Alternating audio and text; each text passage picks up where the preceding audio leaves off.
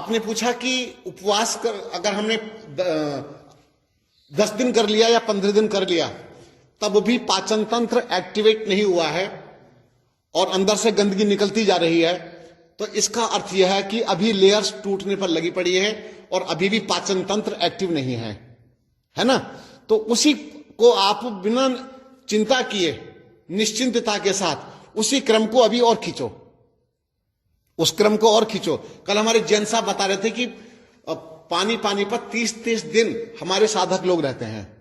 सही बात है जैन साहब? बिल्कुल सही बात है। तो 30-30 दिन पानी पर रहते हैं, उनको उल्टी आवे एक टाइम क्या, पानी एक टाइम देंगे वो भी पानी एक समय लेते हैं। शाम को। सुनिए, तो इस तरह से आप उसी को आगे खींचे। सीढ़ी पर या ऊपर चढ़ते समय दिन ना गिने। फिर अब प्रतीक्षा करें कि मेरा सूर्य उदय कब होगा। सूर्य उदय कैसे होगा? धीरे धीरे प्राणायाम भी करना शुरू कर दें। छाती में श्वास रोकें, भरें, खींचें, थोड़ा बहुत हल्का फुल्का करें। कपालभाति हल्का सा करें, थोड़ा बहुत पेट को हिलाते रहें। हल्की फुल्की मालिश करें, धूप सेकें, मालिश करके धूप में बैठें। और जैसे सर्दियों के दिन है तो जब धूप निकलती है ना, तो किनारे पर यहां से दीवार के ओट में बैठ करके धूप सेकिए, लेकिन मालिश पूरे शरीर की करके तब धूप सेकिए। और पेट की सफाई करते रहें। एनीमा अभी लेना पड़ेगा आपको। क्यों? अभी एनीमा एक ऐसा विषय आपके पास में है कि जो अंदर से जो नीचे सरक जाता है मल, उसको निकाल देता है। वैसे तो हो सकता है अपने आप भी आना शुरू हो जाएगा, लेकिन उपवास में एनीमा बहुत महत्वपूर्ण भूमिका निभाता है। और दिन में 2 बार कुंजर क्रिया करते रहें। तो इससे क्या होगा? आपके फेफड़े भी, आपका लीवर भी, आपकी किडनी भी, आपका हृदय भी, आपकी सारी नाड़ियां पूरी की पूरी शुद्ध हो जाएंगे एकदम। और जब आपको भूख लगेगी बाद में, तो भूख लगेगी तो खोलने का तरीका मैंने पहले बताया कि आरोग्यामृत से या नारियल पानी से या खीरे के जूस से अपने उपवास को खोलें। और लगे कि अभी भी भूख की कम हो रही है, लग तो रही है लेकिन वो भूख नहीं लग रही है तेज वाली, तो कोई बात नहीं, आप फास्टिंग को खोल लीजिए। जैसे ही धीरे धीरे सूप जाने शुरू होंगे, जूस जाने शुरू होंगे, पाचन उसके साथ ही वर्क करना शुरू कर देगा, अपने आप भी करना शुरू कर देता है। जैसे कोई व्यक्ति सोया हुआ है, अब सोया हुआ है, सोए हो तो नहीं खिला सकते ना, लेकिन जैसे वो उठेगा, किसी को तो उठा देते हैं, उठो फटाफट, तुम जल्दी उठो। अब उसको तुमने काम पे लगा दिया, और काम पे लगाने के बाद में अब उसको तो भूख लगेगी ना अपने आप ही। तो इस तरह से उठाने का मतलब यह है कि आपने उपवास को खोल दिया। 15 दिन के बाद में आपने फास्टिंग को खोल दिया। खोलने के बाद में अब धीरे धीरे आप थोड़ा सूप के साथ में थोड़ा चलते रहो, आगे चलते रहो। उससे घर वालों को भी संतुष्टि रहेगी, क्योंकि घर में रहते हो ना। मेरे किसी आश्रम में तो आप रहते नहीं कि 2 महीने के लिए आप आश्रम में डेरा जमा दिया है या 3 महीने के लिए आपने डेरा जमा दिया है। अगर 3 महीने के लिए, 2 महीने के लिए कोई डेरा जमा करके आके रह जाए मेरे पास, तो भाई साहब यहां से बिल्कुल बच्चे की भांति बनकर जाएगा, एकदम नया, न्यू ब्रांड। तब भी सौदा सस्ता है ना। फिर कितनी भी उठापटक हम यहां करें, कितनी भी कमजोरी आ जाए, चाहे कुछ भी करना पड़े, लेकिन जब वापस लौटेंगे एकदम नया, न्यू ब्रांड, एकदम नया होकर के लौटें। तो इस तरह से घर में जाने के पश्चात आप धैर्य पूर्वक अपनी चिकित्सा करते रहें। बस एक ही चीज रखना, धैर्य मत तोड़ना, रोना मत बैठ करके, बिल्कुल भी मत रोना, दुखी मत होना, और परमात्मा को धन्यवाद बोलना कि परमात्मा आपने मुझे सही ट्रैक पर चढ़ा दिया। मैं तो जी तो रहा था, लेकिन मरा हुआ जी रहा था, लेकिन आपकी कृपा से अब मैं सही ट्रैक पर आ गया हूं। अब मुझे कुछ नयापन दिखाई देने लगा है। मेरे अंदर से जो गंदगी नहीं निकल रही थी, निकल भी रही है, नहीं निकल रही? निकल रही है। तो गंदगी जो नहीं निकल रही थी अब वो निकलने लगी है। तो अब आप इस तरह से अपने जीवन को चलाइए।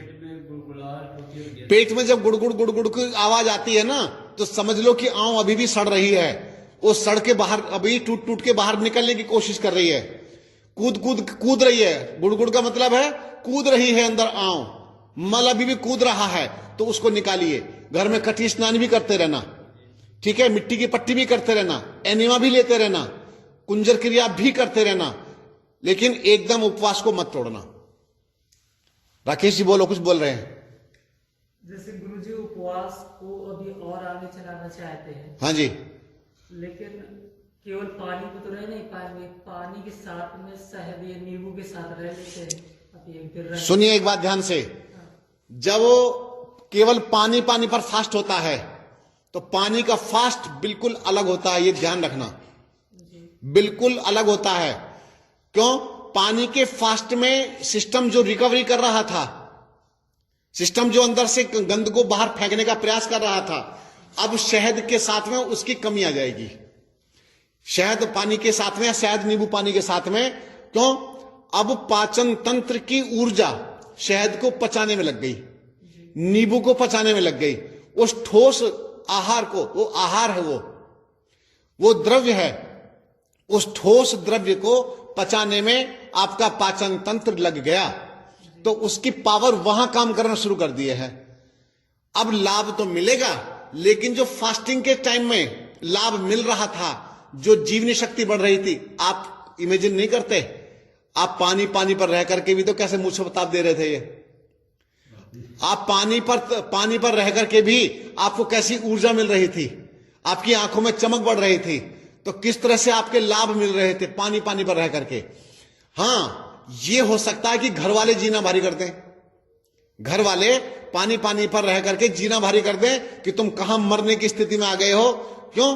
वो जो कमजोरी आएगी, ऐसी स्थिति भी आती है, तो इसमें घबराने की आवश्यकता क्या है कि आपको सहारे की आवश्यकता पड़े। मतलब एकदम झटके से नहीं उठना, फास्टिंग के समय में झटके से कभी भी नहीं उठना चाहिए। एकदम उठ के पानी ले लूं, ये गलती मत करना, चक्कर खा गिर जाओगे। और मान लो चक्कर भी आ जाए, कुछ भी हो जाए, तो तुरंत पानी पी करके निकाल दो। तो इस तरह से बहुत सावधानी पूर्वक अपनी चिकित्सा करो, तो एक बार का संकट आपको आगे तक सुख देगा। और रही बात कि जो लोग पानी पर फास्ट नहीं कर पाए, शहद और नींबू पानी ले सकते हैं, तो केवल शहद नींबू पानी भी नहीं लेना। तो केवल शहद नींबू पानी लगातार लंबे समय तक शहद को हम आहार नहीं बना सकते, उसके भी कुछ साइड इफेक्ट्स आने शुरू हो जाएंगे फिर नहीं तो इसीलिए कुछ आप जूस ले सकते हैं, हरी सब्जी का रस निकाल के पी जाएं, खीरे का रस निकाल के पी लें, लौकी का रस निकाल के पी लें। अगर नारियल पानी आपके आसपास के मिलता है तो नारियल पानी पी लें, सफेद पेठे का जूस पी लें, ये तो मैं बता चुका हूं पहले। तो हरी सब्जी उबाल करके उसका सूप बना करके पी लें, सफाई तो होगी, वो भी धुलाई का काम करेगा। जूस सूप भी धुलाई का काम करेगा अंदर से। लेकिन यह है कि अब आपके जो ऑर्गन्स हैं, जो पहले पूरी तरह से उपवास की अवस्था में थे, अब उनमें थोड़ा परिवर्तन आ जाएगा। अब आप एक सामान्य स्थिति में आ जाएंगे। बोलिए, कुछ कह रहे थे। मतलब ऑर्गन्स रिपेयर होंगे, लेकिन उतनी तेजी के साथ नहीं। मतलब जी, ये तो मैं स्पष्ट कर चुका हूं। आपके ऑर्गन्स जो फास्टिंग के समय रिपेयर होते हैं, वो आप शहद नींबू पानी आदि लेते समय फिर आपकी रिपेयरिंग में कमी आ जाएगी। हां, फिर अगर आपको लगता है कि फास्टिंग नहीं कर पा रहे हैं पूरी तरह से और हमें इस पर ही रहना है, तो इसको थोड़ा लंबा चलाइए, लंबा चलाइए। जैसे उपवास में 100% व्यक्ति लाभ उठाता है, पीने की चीजों में क्या कितना लाभ उठाएगा? पीने की चीजों में उठाएगा 50%। तो 50% आपको करना था उपवास वाला 10 दिन, तो आप कम से कम 20 दिन रसाहार पर रह जाएं। ठीक है ना? तो 20 दिन का रसाहार क्या करेगा? उसको भी काट काट के धो धो करके बाहर निकाल देगा। जैसे कुछ आंवले का सेवन किया, आंवले का रस भी लेते रहे, कभी करेले का जूस निकाल के पी गए, कभी टमाटर का जूस निकाल के पी गए। ये जूस भी आपके अंदर से सिस्टम को धोते रहेंगे, सफाई करते रहेंगे। ठीक है? तो इस तरह से मैंने आपके सामने बहुत बारीकियों से, बहुत विस्तार के साथ में आपको कई बातें बताई हैं। आज एक और रहस्य सुनते जाओ। बीच में क्या करो, अपने पेट की सिकाई करते रहना। पेट की सिकाई करके एक तौलिया गीला करके अपने पेट पर उसकी तह रखें और ऊपर से चादर लपेट लें। ठीक है? तौलिया गीला होना चाहिए, ठंडा होना चाहिए। ये मत सोचना ठंडी है, ठंडी की चिंता मत करना, आंतों में बहुत गर्मी रहती है। कई लोगों की आंतों की गर्मी पूरी तरह से ठप हुई पड़ी रहती है, उसके अंदर तो ऊर्जा रहती ही नहीं है, तो उसको वापस जगाना पड़ता है। अब कई लोगों की आंतें बिल्कुल सूख चुकी होती हैं, सड़ चुकी होती हैं, हम लोग तो उनको भी रिपेयर करते हैं। लेकिन समस्या एक ही है, जब मेरे पास आता है ना व्यक्ति, तो वजन पहले दिन से ही तोलना शुरू कर देता है, दूसरे दिन फिर जाकर मशीन पर चढ़ जाता है। इतना धैर्यहीन व्यक्ति है, उसके पास में बिल्कुल भी धैर्य नहीं है। फिर तीसरे दिन भी वजन तोलता है, और फिर कई लोग तो मशीन लेके आते हैं, मशीन लगा लगा करके अपने चेकअप पर लगे पड़े हैं। अरे भैया थोड़ा सा समय तो दो यार। तुमने डॉक्टर के पास जाकर के कभी प्रश्न नहीं किया। 10 साल से तुम बीपी की दवाइयां फांक रहे हो, डॉक्टर भी कहता है कि खाए जाओ, जीवन भर खानी पड़ेगी, और मैं कहता हूं मुझे 7 दिन पूरे तो दो ढंग से, 7 दिन दो, 15 दिन दो मेरे पास। और तुम अगर 1 महीने के मेरे पास में आ रहे हो तो आप गिनती करना छोड़ दो नेचर के हवाले, अपने आप को कर दो पूरी तरह से। लेकिन कृपा करो मुझे भी डिस्टर्ब नहीं करना। मेरे मुंह से निकला हुआ एक एक शब्द को तुम ऐसे मानो कि बिल्कुल अक्षर से मेरे लिए बिल्कुल फिट होकर के आया है। तुमने मुझसे कोई प्रश्न किया, मैंने कोई बात नहीं, अभी जाइए, तो चले ही जाइए। उल्टा दूसरा प्रश्न मत कीजिए कि गुरुजी ने बोल दिया कि अभी जाना है वापस, अभी कुछ नहीं करना है। तो इसी तरह से आप लोग पेशेंस रखें, धैर्य रखें। जब मेरी ऑडियो सुन करके आप मेरे पास आते हो तो कितनी श्रद्धा होती है, तो वो श्रद्धा को यहां बना करके रखें। वहां तो ऑडियो से ही इतना लाभ उठा रहे थे, अब डायरेक्ट मेरे सामने ही बैठे हो। हर प्रश्न का आपके समाधान लेकर के बैठा हूं, हेल्थ के लिए है या नहीं है। आप एक प्रश्न बोलते हो तो कई उत्तर देता हूं आपको मैं, उसके कितने समाधान आपके सामने आ जाते हैं, तो कितना आनंद रहता है आपको। तो इसलिए पेशेंस रखो, और जितना धैर्य रखोगे उतना ही अधिक लाभ उठा करके जाओगे। बोलो राकेश। गुरुजी मैं पानी में थोड़ी ही चीज कुछ मिलाना चाहता हूँ, बाकी पानी पे ही रहना चाह रहा हूँ। जैसे कि नींबू पानी या नींबू शहद है, जोर से बोलो। नींबू पानी या नींबू शहद है, हाँ, उसके स्थान पर पानी और आंवला का रस ले सकते हैं, और उसके स्थान पर मुलेठी डाल के गर्म करके गुनगुना पी सकते हैं जी। ये इतनी चीजें ले सकते हैं, नींबू पानी, शहद पानी और आंवला का पानी, मुलेठी पानी। ठीक है, ले सकते और हैं। जब इससे आगे भी शहद ना हो तो रस ले लें। ठीक है। रात्रि के समय करेला भिगो दो, करेला काट के बारीक बारीक पानी में डाल दो, और करेले का पानी पियो, ठीक है, अच्छा लगेगा। अच्छा मीन्स कड़वा तो लगेगा, लेकिन कोई बात नहीं, कड़वे से क्या फर्क पड़ता है। जब वो स्वास्थ्य लाभ की बात आए, ये ध्यान रखना, मेरे पास जब पहले दिन आते हैं तो आरोग्य पी करके कैसा मुंह बनाते हैं, कैसा कड़वा टेढ़ा टेढ़ा सा मुंह बनाते हैं, छी क्या जहर पिला दिया। क्यों? चाय की जब फूंक मार मार के पी रहे थे, बड़ा अमृत पी रहे थे, हाँ बड़ा अमृत था। अरे खुद को धोखा दे रहे थे। तो भैया आप अपने पानी में मिला करके इन चीजों को आप पी सकते हैं, आपके लिए छूट है। स्वामी जी, ये फटे दूध की जो पानी होती है, हाँ जी, पानी को पीना चाहिए क्या? फटे दूध का पानी पी सकते हैं, लेकिन विशेषकर जिनको उल्टियां लग जाती हैं उनको दूध को फाड़ करके उसका पानी हम पिलाते हैं। तो फटे दूध का पानी वैसे भी पी सकते हैं। गुरुजी छाछ की जो वो बनती है, छाछ में पका के वो जो फुलके डाल देते हैं ना, वो क्या छाछ, हाँ, लस्सी होती है ना, जो लस्सी, हाँ जी, उसमें फुलके से डाल देते हैं, हाँ, तो उसको रोटी से खाते हैं, बहुत स्वादिष्ट लगती है। हाँ, मतलब वो प्राकृतिक है या मतलब वो ऐसे हो जाती है? वो खा सकते हैं, सामान्य चीज है कोई। हम तो बचपन में, जैसे हमारे यहाँ पर मेरे पिताजी तो पंडित थे, है ना, देखो मैं कोई बात छिपाता नहीं, और छिपाने से मतलब ही क्या है, वो तो कथा हवन करने का उनका काम था, सत्यनारायण कथा करते थे, तो वहां से पूरियां आती थी, पूरियां कचौड़ियां आती थी। और वो पूरियां मेरी माँ क्या करती थी, गाय हमारे घर में भैंसे तो थी, दूध घी होता था काफी, तो क्या करती थी, वो जो होती थी कचौड़ियां या पूरियां, उनको तोड़ तोड़ करके क्या करती थी, छाछ में डालकर रख दिया करती थी, और जब बाद में खाया करते तो वो दही बड़ी जैसा लगती थी और बहुत स्वादिष्ट लगती थी। पर अब एक बात और देखो, मैं किसी रोगी को ये चीजें खाने के लिए नहीं बता सकता हूं कि तुम पूरियां छाछ में डाल करके, गाढ़ी गाढ़ी छाछ में डाल करके बाद में उसको निकाल खाओ। वो व्यक्ति खाएगा जो मॉर्निंग में कई किलोमीटर तो चल के आया है, जिसने खूब प्राणायाम किया है, एक्सरसाइज की है, खूब पसीना निकाला है, मालिश की है, श्रम किया, दिन भर मेहनत करता है, वो व्यक्ति खाएगा। तो खाएगा तो आनंद उठाएगा, उसका लाभ उठाएगा। सामान्य मक्का की रोटी भी आप छाछ में या दूध में डाल करके भी खाते हैं, गुड़ के साथ में, आया है, बहुत स्वादिष्ट लगती है। मक्का और गुड़ और छाछ के स्थान पर या दूध, इसको भी आप सेवन करते हैं तो ये भी बढ़िया पौष्टिक होती है, सुपाच्य होती है, और शक्तिवर्धक होती है। आप सेवन कर सकते हैं। कुछ व्यक्ति को देखा है मैंने गुरुजी, प्रत्यक्ष रूप से मैंने शॉर्ट में पूछा करो, शॉर्ट में कहा करो।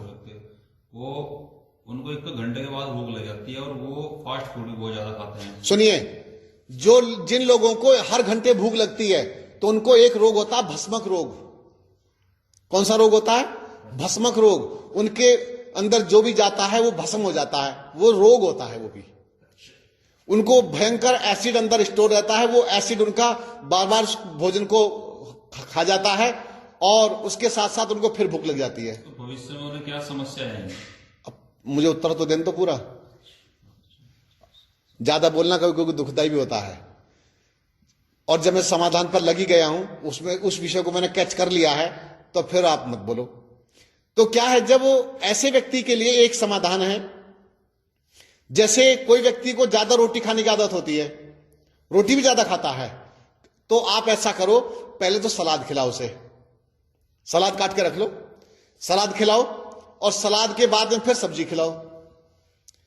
पहले तो सलाद से पेट भर लिया काफी, और फिर सब्जी दे दो, रूखी सब्जी खाने के लिए, और फिर उसको रूखी रोटी दे दो चबाने के लिए। रूखी रोटी दे दो चबाने के लिए और वो दे दो मक्का की रोटी। पहले को भाई साहब लो एक रोटी खाओ, फिर दूसरी दे दो, घी मत लगाओ, ऐसे दे दो। पहले बात तो जो 4-5 रोटी खाने की हिम्मत रखता था ना, वो 2 रोटी में हथियार डाल देगा। क्यों?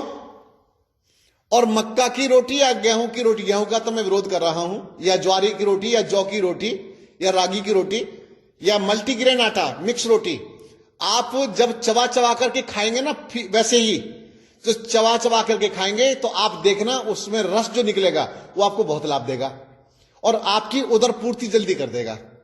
आप सब्जी के साथ लगा लगा के ज्यादा मात्रा में खा जाते हैं। वैसे मेरे गुरुजी यही नियम बताया करते थे कि पहले तो सलाद चबा चबा खा जाओ, फिर सब्जी खाओ और फिर रोटी खाओ, तो इससे अन्न ज्यादा मात्रा में नहीं जाएगा। क्यों? सलाद पहले आपने भरपूर खाया, फिर आपने सब्जी खाई, फिर रोटी खाई, तो इससे रोटी की मात्रा कम जाएगी, अन्न की मात्रा कम जाएगी, और देखना आपका पाचन तंत्र कभी खराब नहीं होगा, आप बिल्कुल स्वस्थ रहेंगे। और उस व्यक्ति को भी रूखी रोटी खाने के लिए बोलो, भुना हुआ चना चबाने के लिए बोलो, और उसको बोलो कि अगर घंटे बाद भूख लग जाती है तो थोड़ा सा 1 मुट्ठी चना चबा लिया, कभी कच्ची गाजर खा ली, कभी मूली मिल गई तो मूली चबा चबा खा गया भूख लगने पर। तो ये नहीं कि रोटी ही खानी है या फास्ट फूड ही खाना है। अगर खुद को एक आदमी बनाना है, आदमी इंसान बनाना है, और आगे आने वाले समय में हार्ट की बीमारी नहीं करनी है, आपको अपना लीवर खराब नहीं करना आगे चल करके, उनका लीवर फिर डैमेज हो जाएगा, आगे चल करके बिल्कुल खराब हो जाएगा और पूरा तंत्र काम नहीं करेगा। तो इसलिए नियमों को समझें और नियम के हिसाब से खान पान ले रहे हैं। जो क्रियाएं करनी है घर में वो बताएं। जो क्रियाएं आपको करनी है घर में जाकर के, आप एक काम करें, आज तक आपने खूब क्रियाएं की हैं, अभी जो उपवास घर में करने वाले हैं, जो ट्रीटमेंट अभी करने वाले हैं, उनका जल नीति, तेल नीति, कुंजर क्रिया आदि बिल्कुल बंद नहीं है, उनके एनिमा भी बंद नहीं है, मिट्टी पट्टी भी बंद नहीं होगी, और बीच बीच में कटी स्नान भी लेते जाएं, मालिश करके धूप में बैठते जाएं। ये उनका पूरा ट्रीटमेंट उपवास घर के उपवास में चलता रहेगा।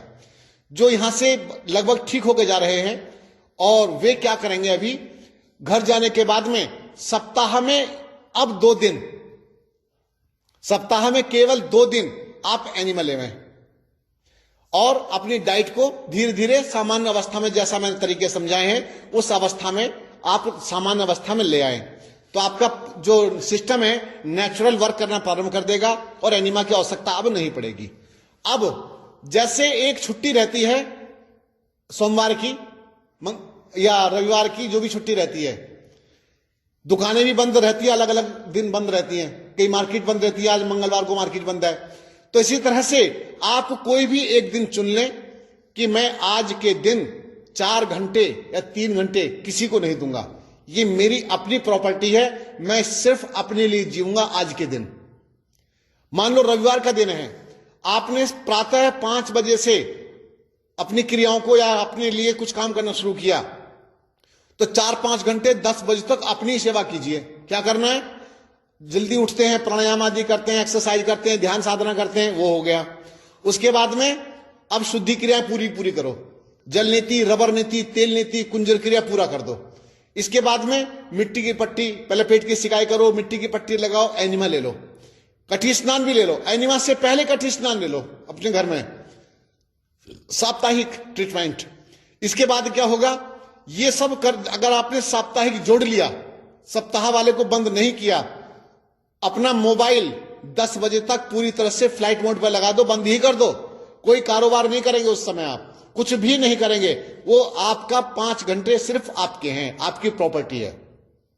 घर वालों को ये बोल दो, कोई मिलने वाला भी आता, भैया मैं बिजी हूं अभी, सीधी सीधी बात है।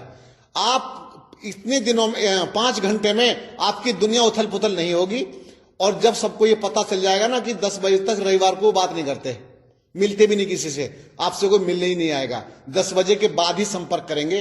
रविवार को लिख दो, कृपया करके रविवार के दिन 10 बजे तक संपर्क ना करें।